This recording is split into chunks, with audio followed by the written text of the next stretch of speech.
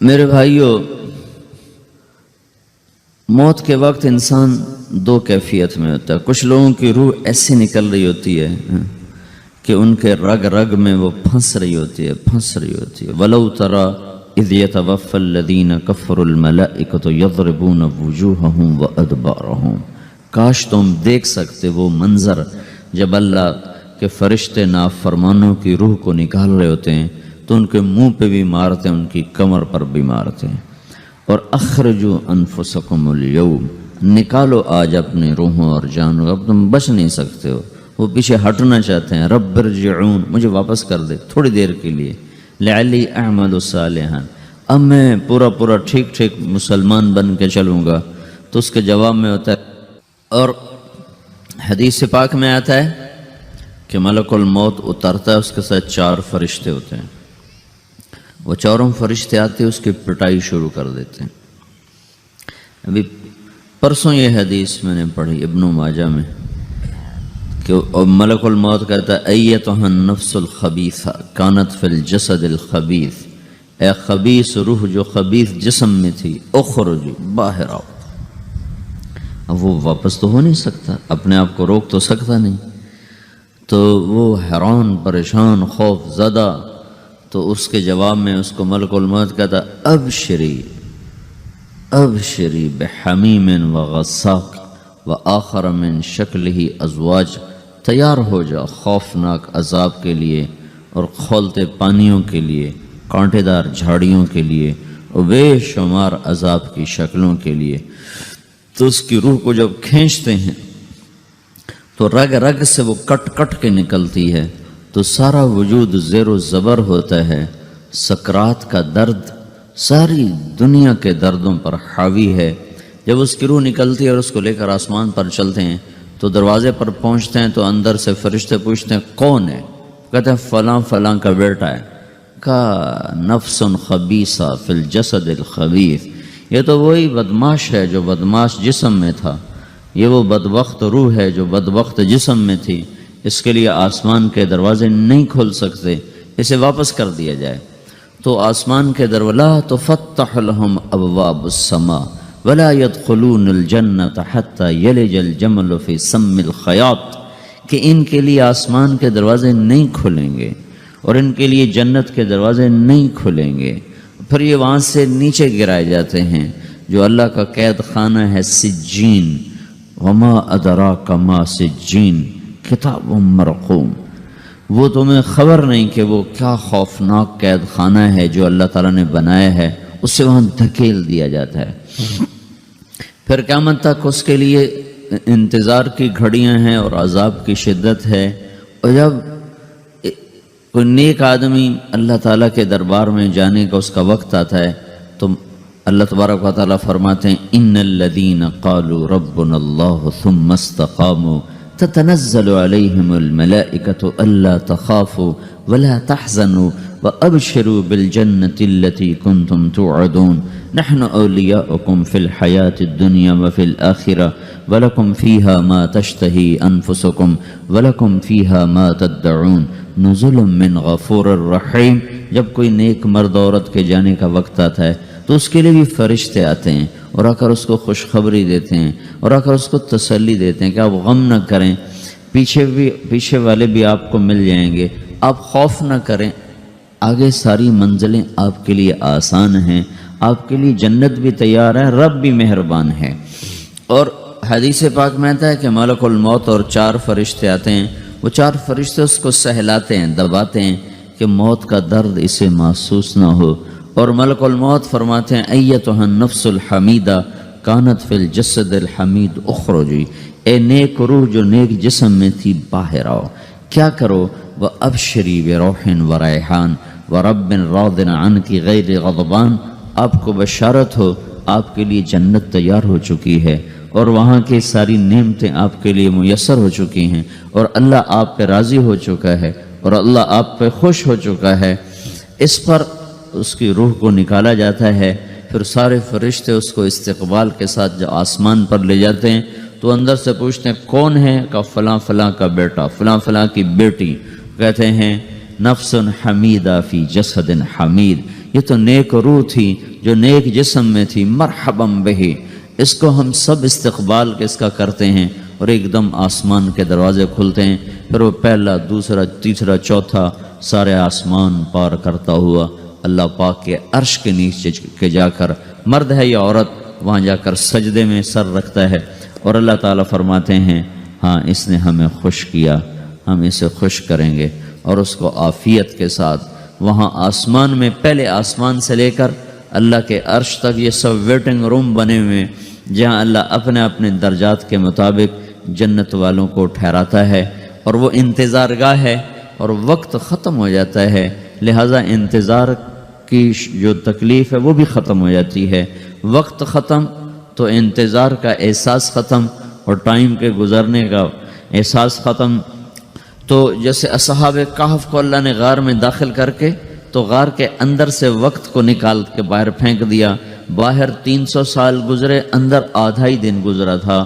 وہ جب اٹھے ہیں تو وہ 25 برس کا نوجوان 325 سال کا ہو کے نہیں اٹھا، وہ 25 سال کی عمر میں اٹھا ہے، نہ ناخن بڑا ہے، نہ مونچھیں بڑی ہیں، نہ ان کی داڑیاں لمبی ہوئی ہیں، کیونکہ تو زندہ تھے، مر نہیں گئے تھے، تو زندہ کے تو بال بھی بڑھتے ہیں، ناخن بھی بڑھتے ہیں، لیکن وہ اس طرح اٹھے کہ 300 برس گزر گئے، اور 25 برس کا نوجوان 25 سال کی عمر میں اٹھا ہے، 20 برس کا 20 برس کی عمر میں اٹھا ہے، اور وہ کہنے لگے کم لبثنا، بھائی کتنا ٹھہرے ہیں، کہ یومن او بعض یومن، لگتا ہے کوئی دن آدھا دن ٹھہرے ہیں۔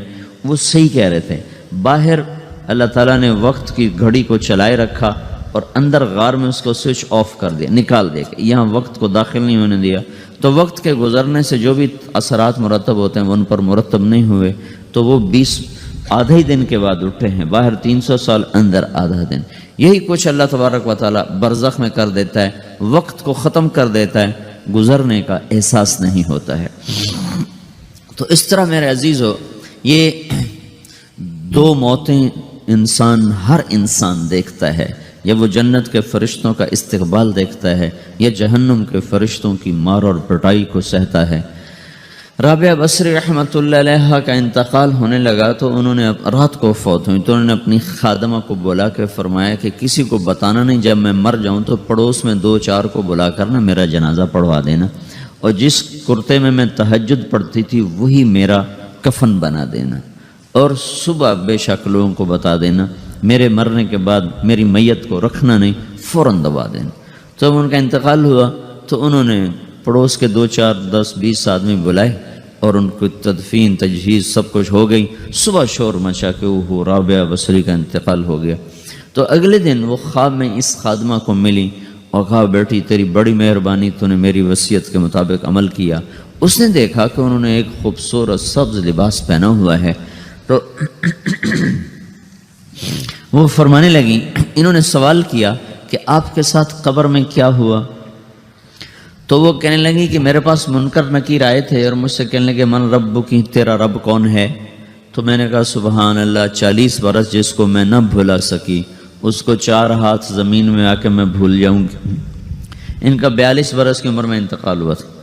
تو وہ کہنے لگے سبحان اللہ، جس کو میں 40 برس نہ بھولا سکی میں اسے 4 ہاتھ زمین کے اندر آ کے بھول جاؤں گی۔ تو منکر نکیر کہنے لگے اس کا کیا حساب لینا؟ پھر انہوں نے پوچھا کہ وہ آپ کا وہ کرتا کہاں گیا تہجد والا جس میں آپ کو کفن دیا تھا؟ کہ وہ اللہ نے مجھ سے لے لیا ہے اور میرے اعمال کے خزانے میں رکھ دیا ہے، قیامت کے دن میرا وہ کرتا بھی میرے ترازو میں تولا جائے گا، اور مجھے یہ لباس پہنایا ہے جو جنت کا لباس ہے۔ یہ بھی ایک موت ہے، اس طرح بھی لوگ مرتے ہیں۔ اور دوسری بھی ایک موت ہے، ہمارے علاقے کی بتا رہا ہوں، اپنے علاقے کی۔ ایک زمیندار مر گیا، اس کی قبر کھودی، ساری بچھوؤں سے بھری ہوئی، ایسے جیسے چیونٹیاں پھر رہی ہوتی، تو انہیں وہ بند کر کے دوسری کھودی، ساری بچھوؤں سے بھری ہوئی، پھر وہ بند کر کے تیسری کھودی، ساری بچھوؤں سے بھری ہوئی۔ قبرستان میں اتنے بچھو کہاں سے آ گئے؟ یہ زمین کے بچھو نہیں ہیں، یہ آخرت کی بلائیں ہیں جس کے ساتھ اب اسے قیامت تک رہنا ہے اور گزارا کرنا ہے۔ تو یہ 2 طرح کی موتیں روزانہ لوگ مرتے ہیں، روزانہ لوگ مرتے ہیں۔ جب نماز کا وقت ہوتا ہے ملک الموت ساری دنیا کا چکر لگاتا ہے، اور دیکھتا ہے کون پڑھ رہا ہے کون نہیں پڑھ رہا، کون پڑھ رہا ہے کون نہیں پڑھ رہا۔ جو نماز کی پابندی کرتا ہے اس کی موت آسانی سے ہوتی، جو نماز میں غفلت کرتا ہے اس کے ساتھ موت کے وقت شدت اور سختی اختیار کی جاتی۔ تو بھائیو، یہ ایک جسم ہے، ایک روح ہے۔ روح باقی رہنے والی چیز ہے، جسم مٹ جاتا ہے، پھر اللہ سے قیامت کے دن نیا جسم عطا فرمائے گا، ایک نیا جسم دیا جائے گا۔ روح وہی ہے جو اللہ کے خزانوں میں جمع ہو جاتی ہے۔ نافرمان کی سیاہ کالی روح ہوتی ہے، فرما بردار کی روشن چمکدار روح ہوتی ہے۔ تو اللہ نے کچھ تقاضے جسم کے رکھے ہیں اور کچھ روح کے رکھے ہیں۔ جسم کے تقاضے پورے نہ کرو تو یہ پریشان ہو جاتا ہے، روح کے تقاضے پورے نہ کرو تو یہ پریشان ہو جاتی۔ روح کی پریشانی جسم سے زیادہ ہے، چونکہ روح کی طاقت جسم سے زیادہ ہے۔ جسم مٹی سے بنا ہے، اس کی غذا بھی مٹی سے نکلتی ہے۔ روح آسمان سے ہے، اس کی غذا بھی آسمان سے ہے۔ روح کا تعلق جب تک اللہ سے نہیں جڑتا، اس سے بھوک اور پیاس لگتی رہتی ہے۔ جسم کو جب تک روٹی اور پانی نہ ملے یہ تڑپتا اور پریشان رہتا ہے۔ جیسے اللہ تعالیٰ نے ہمارے جسم میں روٹی اور پانی کی طلب کو بے ساختہ رکھ دیا ہے۔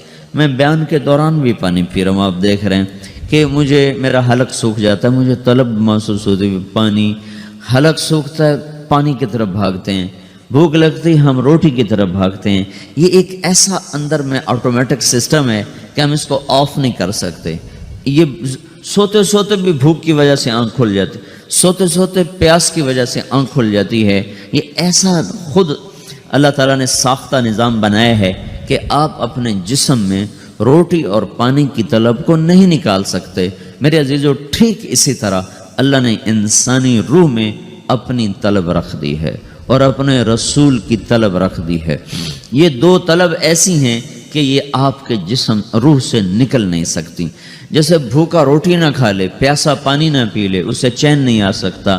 وہ روح جو اللہ اور اس کے رسول سے نا آشنا ہے، جب تک وہ وہاں تک پہنچ نہیں جاتی اسے چین نہیں آ سکتا، اس کا اندر پریشان رہے گا۔ 1997 میں جب جنید جمشید سے میری پہلی ملاقات ہوئی تو اس نے مجھ سے یہ سوال کیا کہ مولوی صاحب، ایک پاکستانی نوجوان جس گلیمر کو خوابوں میں دیکھتا ہے، وہ گلیمر تو مجھے زندگی میں ویسے ہی حاصل ہے، میرے چاروں طرف زندگی کا رقص ہے اور میری زندگی کی ہر خواہش، ہر تمنا پوری ہے، اس کے باوجود میرے اندر اندھیرا ہے، میرے اندر خلا ہے۔